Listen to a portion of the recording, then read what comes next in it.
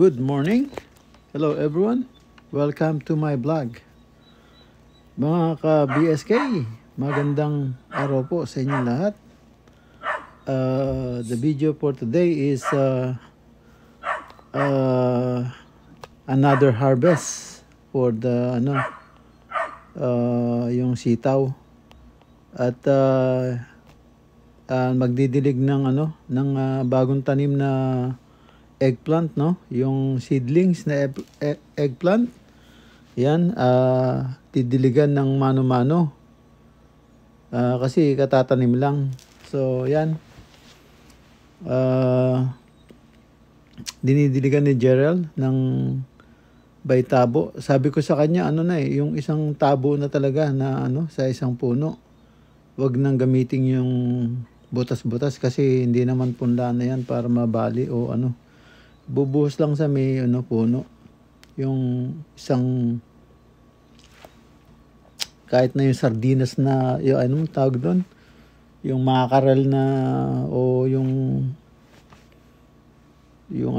tabo na maliit, yun ibuhos na lang sa may puno para ganyan matagal pa yan, saka baka hindi man pumasok sa loob ng yung sa may ugat.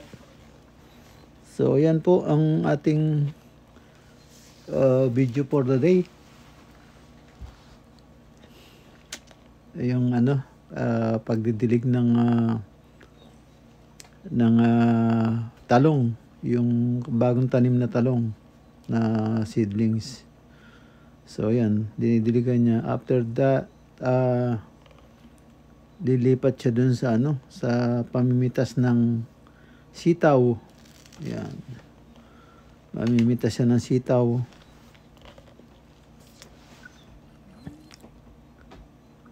At third harvest. Yung sitaw, third harvest, 'yun. Sana dumami. Parang nakikita ko yung sitaw parang nabugbog sa hangin hindi masyadong nagsanga. So yan, good naman at may naani na Ayan mga ka PSK, isa pa marami-rami rin yan didiligan niya. Kaya siguro baka by another week, baka patubigan na yan sa water pump para mabilis lumaki. Pag ganyan konti lang nakukuha ang tubig niyan. So papatubigan natin ng diretso na sa water pump. Tapos mag-harvest siya ng sitaw. So hindi natin alam kung ilang piraso yung mga harvest niya.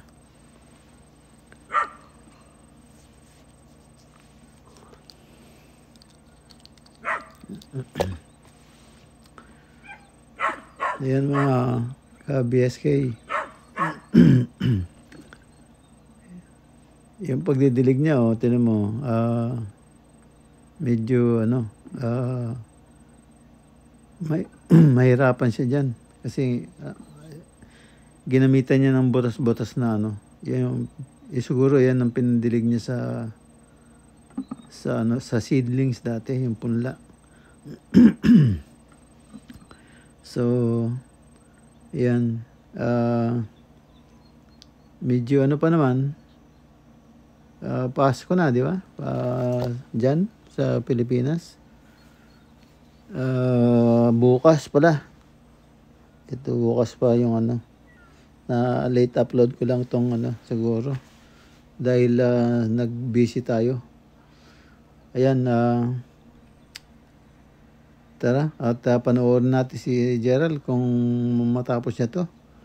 At patugtog muna tayo ng Christmas para masaya. Ayan.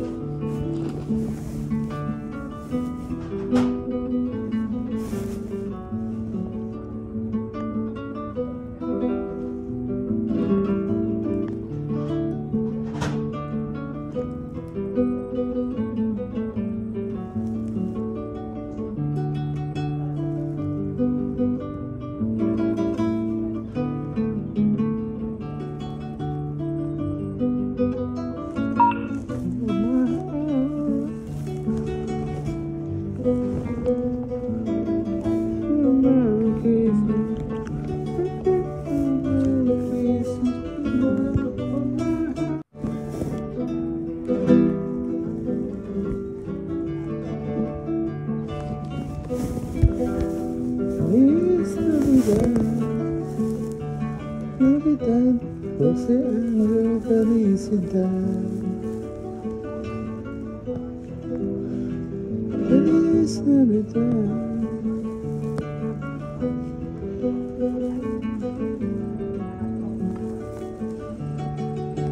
Merry Christmas.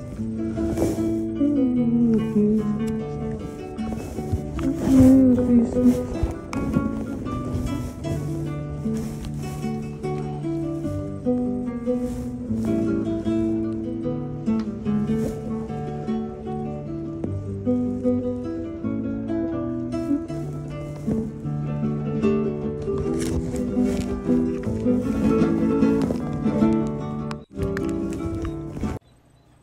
Ayan mga ka-SK, at malapit-lapit na matapos si Gerald dyan sa kanyang dinidiligan niya.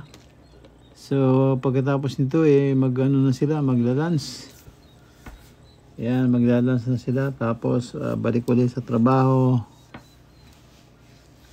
Ayan, konti na lang kanyang dinidiligan. At yung ibang narotor maganda, pinong-pino, at yung damo yung damo madaling maitabi. So yan,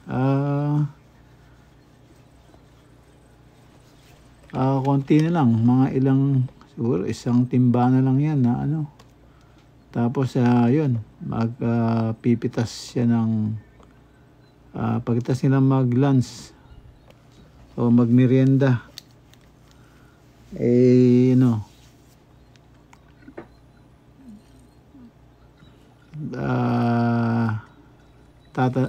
magpipitas ng sitaw para maibigay doon sa sakadora. Oras ng kanyang pitas. Lagang tatlong takal yung tubig na kanyang nilalagay. So baka next time siguro papagulungan na namin ng hose, at deep well tayo kukuha, panda rin natin yung ating motor. Ayan.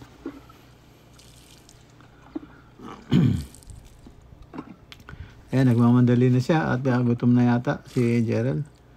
Ayan, at ayan, tinatawag na siya at maglalans na sila. 346 minutes later. Ayan mga ka-BSK, si Gerald bumabanat na ng pitas ng sitaw. Ayan, at sana makarami siya.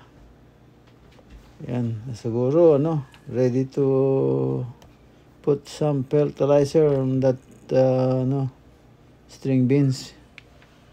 Palagay ko dry out na yan sa baba, so kailangan ng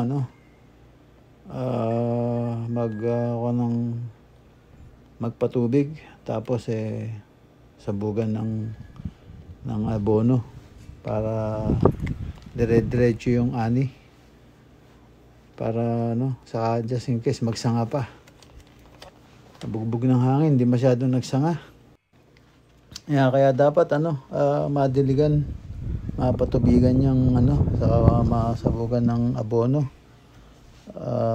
para tumagal pang anihin. Yan, mukhang dry out na yung lupa hindi yata umuulan doon ngayon. So yung kailangan magpatubig para mamunga pa ng marami, mamulaklak, at sabugan ng abono. Ayan. At patugtog tayo ulit para mapanood natin si Gerald na mamitas, kung ilan pa mapipitas niya. Mukhang naka-isang sakmal na naman siya. So tara, samahan nyo kami para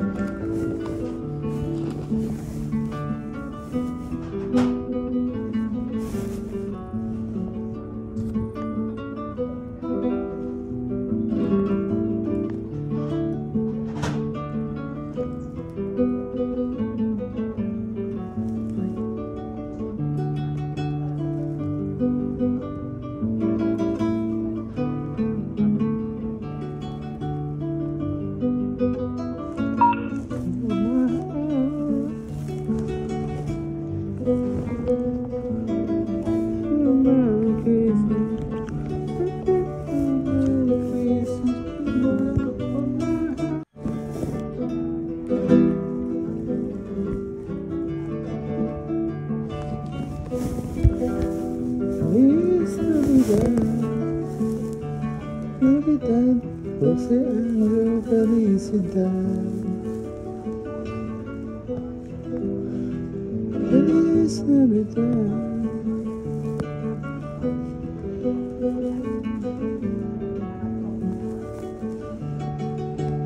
Merry Christmas.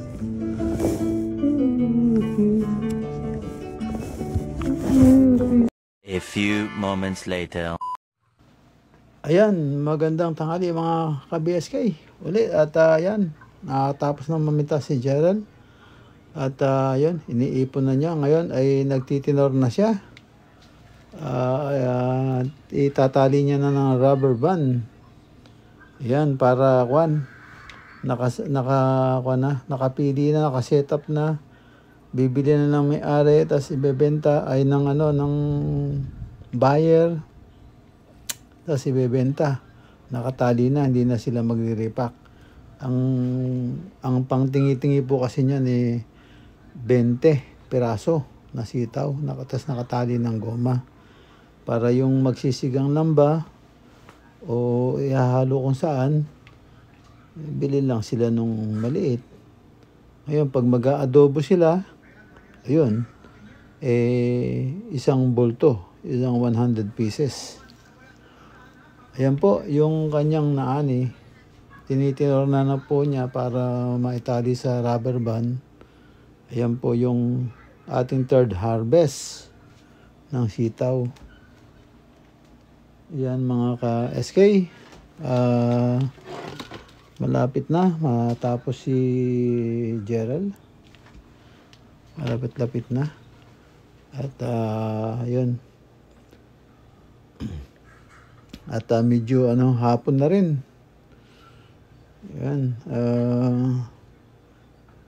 Hindi naman gaano karamihan yung kanyang naani. So madali lang siguro niyang itinor yan. Yan. Yan, sitaw, pang third harvest. Yan po. Ang ani ngayon. Yan, pang third harvest. So, sana dumobli pa. Kaya kailangan maalagaan sa dilig, sa abono. Yan, para magsisibol pa yung mga ibang ugat niya.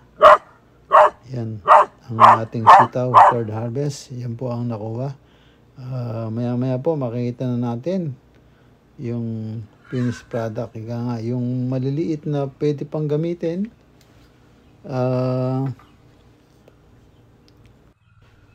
Ayan mga ka-BSK, tama po yun. Pag sinorts po, meron maliliit yan na pero pwede pa pong iluto. So yun, either na may bibili pa rin sa lako-lako, ibebenta natin yun sa mga tindahan. So yun. Ayan mga ka-BSK, yung natinor po, yung nahiwalay, kahit maliliit, pwede pa pong lutuin nyo, wala naman pong sira. So maganda po yung sitaw.